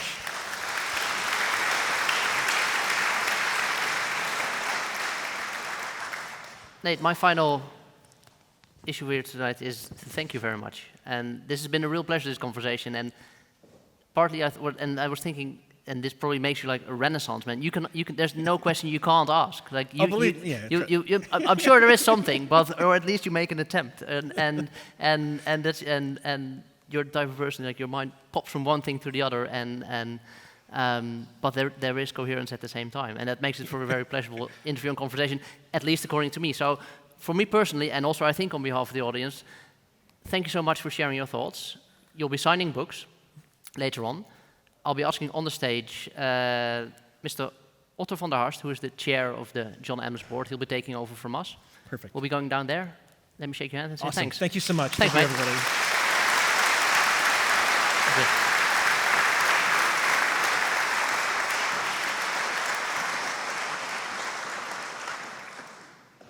Thank you. It's kind of a nerdy evening. I hope you could follow it all. I was kind of lost sometimes, but my name's Otto van der Horst. I'm the chair of the John Adams Institute, and normally we don't speak as board members, but today is different. And that is because we have a very important announcement to make, and that is that Tracy will step down as director of the John Adams, which is a major thing. She's been the director since September 2013, and she's done that in a most beautiful way. First of all, she made this institute to what it is today. We have great venues filled with people that are interested in what's happening in the United States, even though that country is taking strange turns. We still believe that there's a lot to learn from what that country has to offer. Great thinkers, bright minds, people that bring us thoughts and ideas like Nate tonight about risk. I can tell you the book is a lot more easier, slow read than when he actually talks. So I guess you should buy it.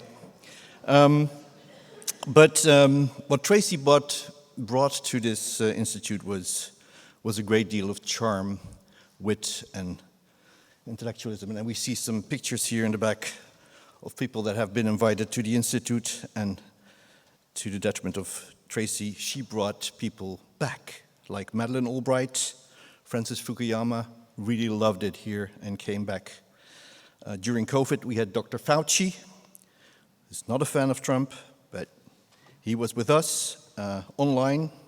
We had Tim Waltz in the same room this February, quite impressive. And now we have Tracy leaving us. Now, bringing the brightest minds to the Netherlands might sound like we are tending a bit to the more democratic side of things.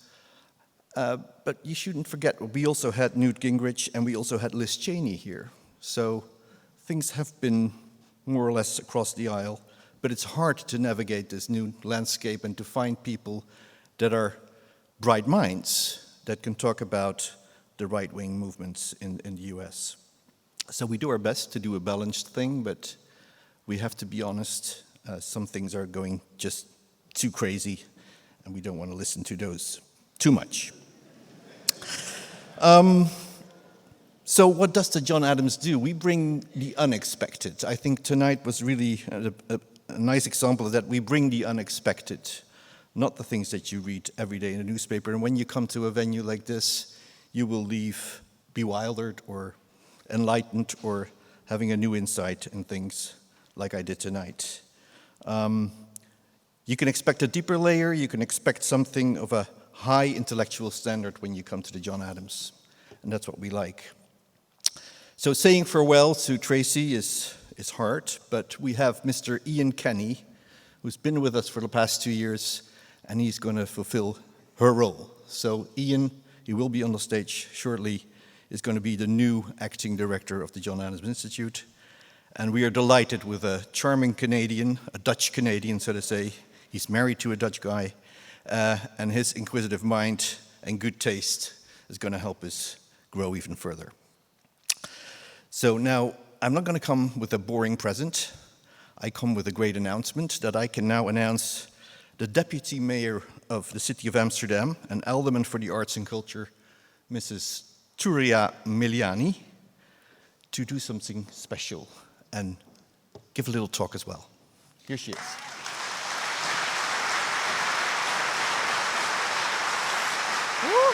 A lot of people.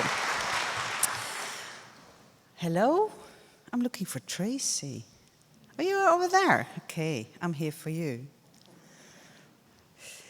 Distinguished guests, friends of the John Adams Institute, and of course, Tracy.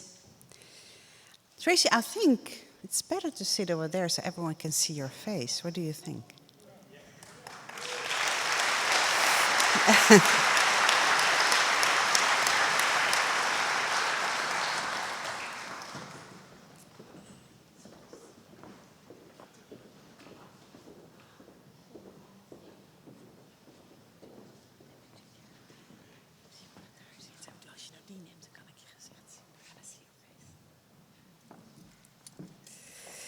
Amsterdam is a city of curiosity, open-mindedness, sorry for the word, and free exchange. For centuries, innovative ideas have found a home here.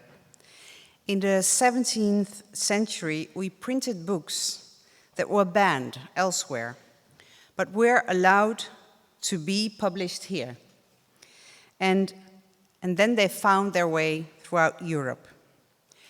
An international art world flourished around Rembrandt, attracting students and patrons from all over Europe. And at the Felix Meritus, artists, scientists, and philosophers came together to share their insights. Our trading spirit brought the city great prosperity.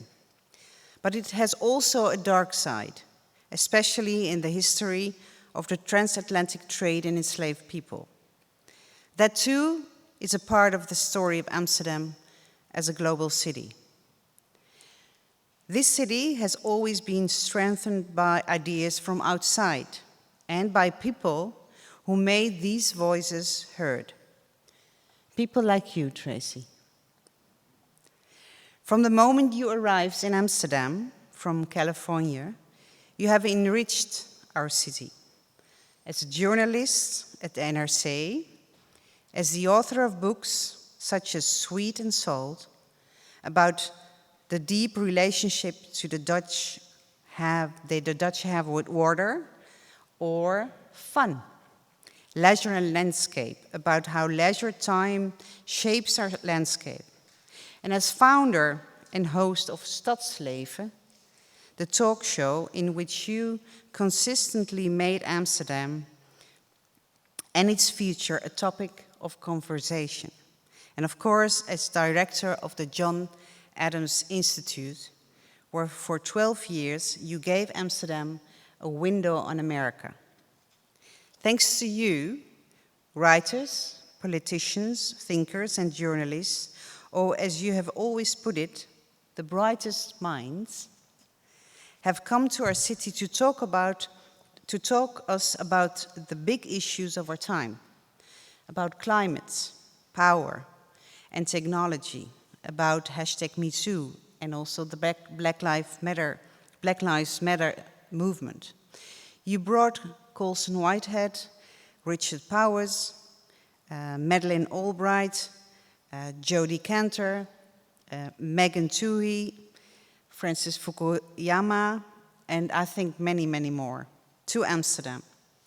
You gave Amsterdammers access to an international conversation that might otherwise have been far removed from them. As Pakhuis de Zwijger and de Bali at that place, you also made a substantial contribution to public discourse. Once as a moderator, you have never put yourself at the center of attention, but always the other person. You are a bridge builder between the US and the Netherlands, between science and art, between politics and society.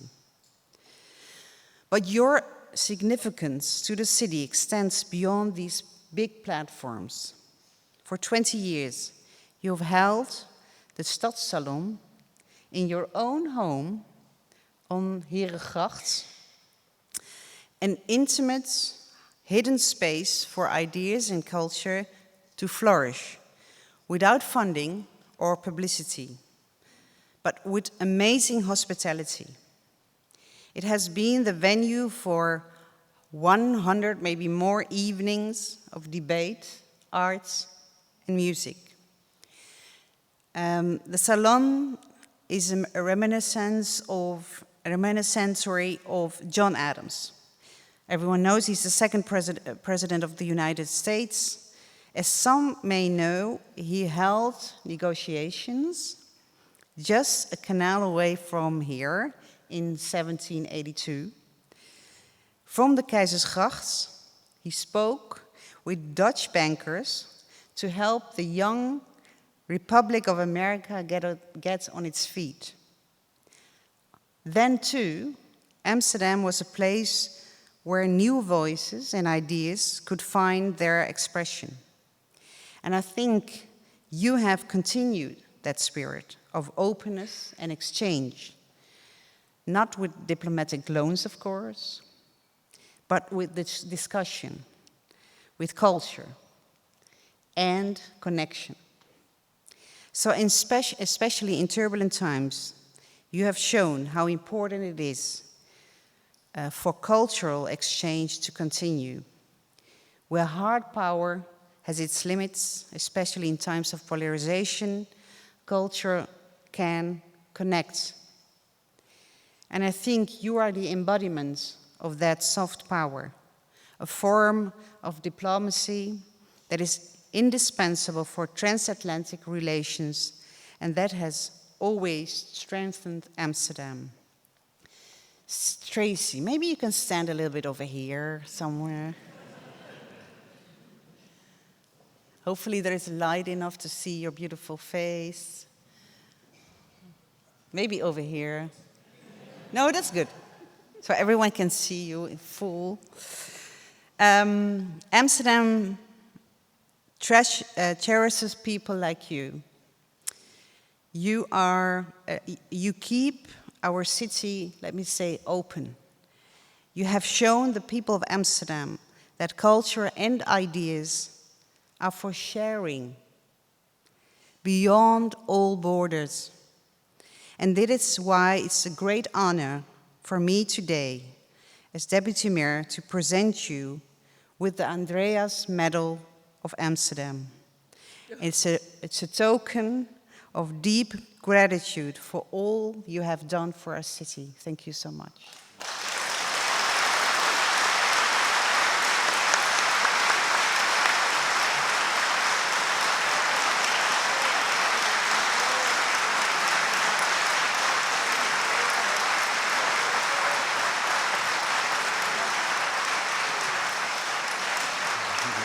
Okay. Maybe a little bit here so everyone can see.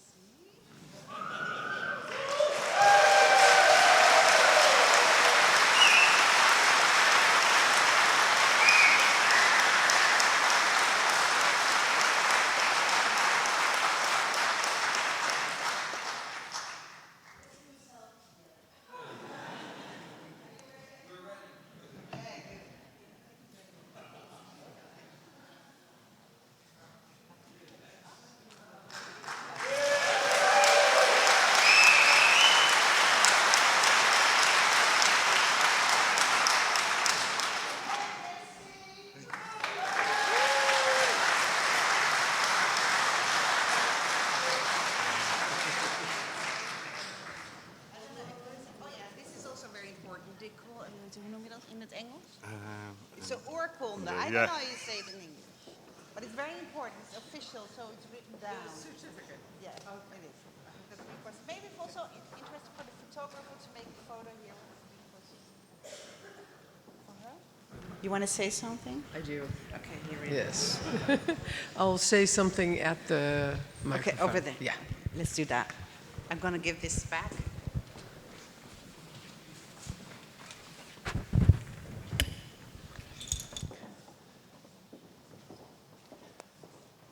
Okay. You want me to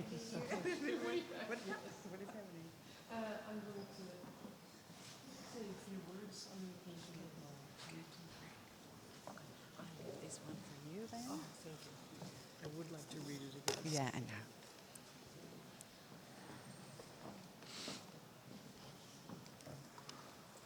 Now, of course, I am completely from my apropos. I had no idea.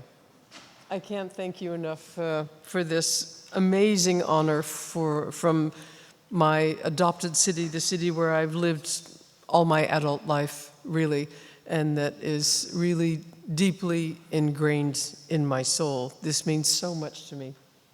Thank you, Madam Deputy Mayor, really. Well, this is a big moment for me. After 12 years as director of the John Adams, I have decided to step down, and I'll tell you why in a moment. It has been quite the ride. My connection to the John Adams goes back a long way. For many years, I was an occasional moderator at the invitation of Anne Wertheim, the powerhouse who really kickstarted this institute and made it into what it has now become. Then, at the invitation of her successor, Monique Knape, I was a board member for 9 years. And 12 years ago, when Russell Shorto decided to return to the US, I succeeded him as director. That's a long time. There have been many memorable moments in these years, and these photos that you've seen this evening are a fantastic memento of many of those.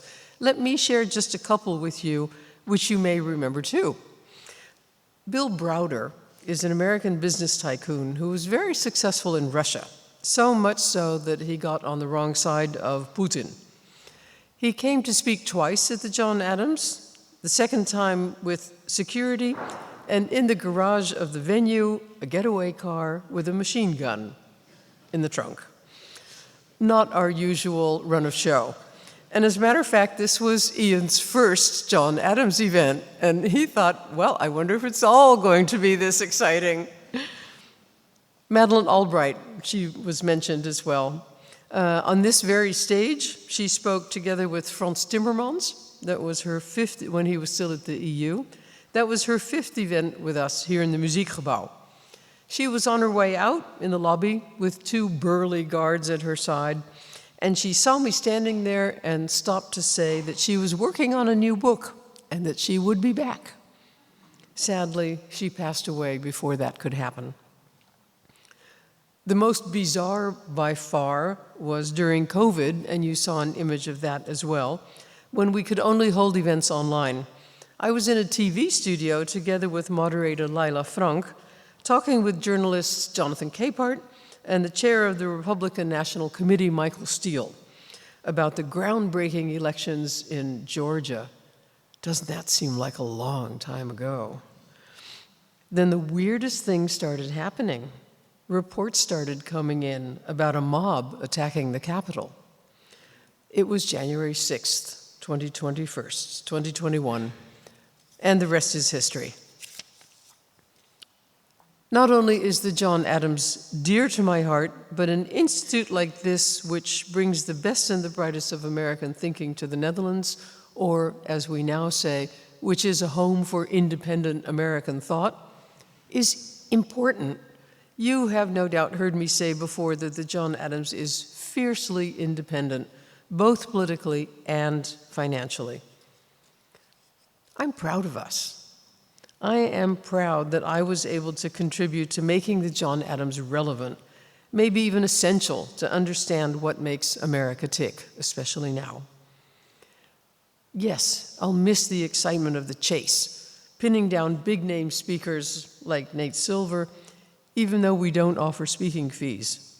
And for sure, I'll miss my team. What a team. The first 9 years with Maarten van Essen, later joined by event coordinator Mieke Bleker, and 3 years ago, Ian Kenny joined us as program and development coordinator, now as director. And last year, our newest colleague, Sean Cotter-Lem, joined the team. You just saw him in action. Lucky me that I got to work with a team like this. Yes, I'll miss it, but it's the right thing to do. It's time. An important part of aging gracefully, I believe, is knowing when it's time to make way for the next generation. There are 3 reasons to step aside now. 12 years is a long time, plus the 9, plus the years before.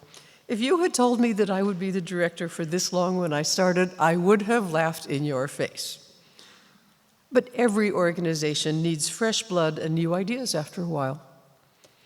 Secondly, we have all seen that in just a few months, the relationship between the Netherlands, Europe, and the United States has changed dramatically. We're witnessing a whole new geopolitical era. New era, new director. As Nate said, we have the curse of living in interesting times. And most importantly, I have the best possible successor. Since he joined us 3 years ago, I have seen Ian grow and blossom. He is so much the right man for the job. I am so happy that I can leave this institute in the hands of him and his team, safe in the knowledge that they will provide not only continuity, but also renewal. So what's next, as the proud bearer of the Andreas penning of my beloved Amsterdam? To start with, I'll be able to join you in the audience next time, and I'll just sit back and enjoy listening to our speakers. Well, that'll be crazy. And personally, I always was and still am a journalist, a storyteller. I'm working on a podcast called Waterproof, and I have new podcast plans. I will be writing more for NRC and the Architect, and will continue to work as a moderator, maybe even for the John Adams, if they invite me. And we will continue and expand our activities in our culture house together with my husband, Baptiste Braillet, in our Stadssalon. And if you'd like to know more background, read the interview with me in Het Parool in Dutch, which is scheduled for September 13th. On a final note, I'm grateful to my predecessors on whose shoulders I have stood all these years. I'm grateful to our board. Otto, thank you for your kind words. Our board, which has always been so supportive of us. I'm grateful to our sponsors, many of whom have been with us for many years. And I'm grateful to you, our audience, for coming to our events, for joining us as members, associates, friends, and family. You all make it possible for us to do what we do. It has been an honor and a pleasure. And now I'll hand over the floor to the new director of the John Adams Institute, Ian Kenny.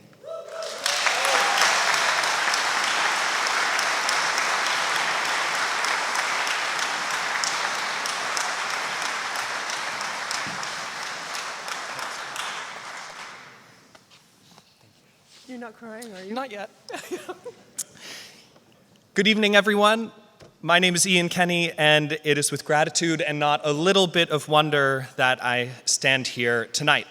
Becoming the executive director of the John Adams Institute is an honor that I do not take lightly. And from the start, you've welcomed me not just as a colleague, but as a co-conspirator in the pursuit of ideas.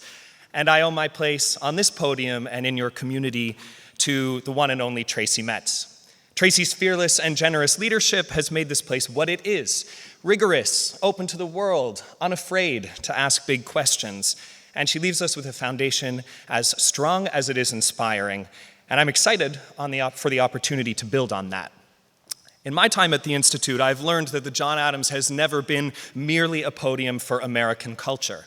It's a gathering point for the curious, the critical, and the compassionate.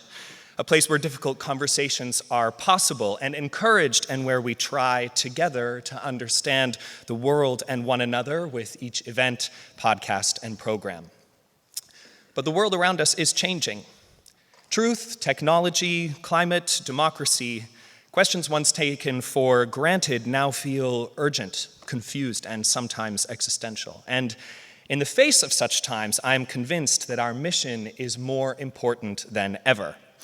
For ours is a community for all those who take shelter in big ideas, who seek to expand our horizons and meet like-minded people. Those are concerned citizens, curious about the world around them, people like you. And the John Adams will continue to invite consequential thinkers, ask those bold questions, and hold critical and nuanced conversations. But we must also chart a new course, one that is true to our values and rooted in our community, but agile and daring enough to meet the spirit and shape of our times. Maybe in the words of Nate Silver, one that's a little bit riskier. And it means tracing where we have come from while being brave enough to dream where we might yet go. What place does a platform for American thought and transatlantic exchange hold in an era of upheaval? And how do we give history its full weight without letting us anchor our gaze to the past?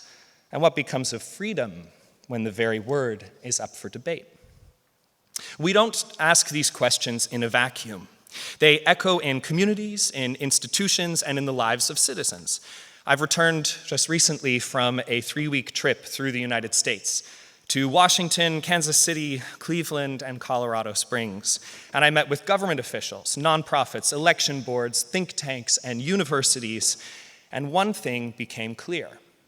While politics may and does falter, people endure. Time and again, I met citizens doing the hard work of democracy, and their dedication is a reminder that we cannot and should not go it alone. So in that spirit, I want to borrow from Harvey Milk, a San Francisco counselor who gathered community to create a grassroots movement to organize and orient people at a time nearly as fraught as our own. His words, delivered in 1978 to a California Democratic Council in what has now been called the Hope Speech, are as urgent as ever. He said, "I am here to recruit you, for it's only together that we can do the hard work that needs to be done." So this year, I will be listening to audience members, to donors and sponsors, gathering not just ideas, but energy and creativity and commitment. And together, we will write the next chapter of our institute. And the timing couldn't be more fitting as the United States approaches 250 years of independence. Its past storied, its present confounding, and its future uncertain. We too must invest in the next generation of thinkers, citizens, and changemakers right here in Amsterdam, in our own community. So to longtime supporters, stay with us, and to newcomers, come closer. We need your ideas, your questions, and your passion, and come be part of what is next. All the events that we do, the upcoming program as well, all of them are more than events alone. They're invitations to think, to feel, and to act. And these aren't abstract invitations. They're rooted in how we choose to lead, in the values that we carry forward. And for me, that begins with conversation, a real and honest exchange of ideas. The kind of conversation where you risk something, where you maybe, just maybe, change your mind. I believe in bridges and not in binaries, and in finding paths forward, not despair. And those convictions matter because they shape how we meet the times in which we live. Interesting indeed. This moment of generational change, of digital acceleration, of moral complexity, it's shaping us all. Those of us, myself included, who came of age in a time of turbulence, watched the familiar world of our parents and grandparents morph into something new, the shape of which we cannot yet determine. So the task before the Institute is to navigate that landscape, firm in purpose and flexible in approach, to show that being open to other perspectives does not mean being unanchored. So let's step into the new chapter together with courage and with imagination. Ask the hard questions, welcome the difficult conversations, and keep building a community where ideas matter. Because the future won't wait for us, we know that, so let's shape it together. Thank you, and please join me one more time in celebrating the inimitable Tracy Metz.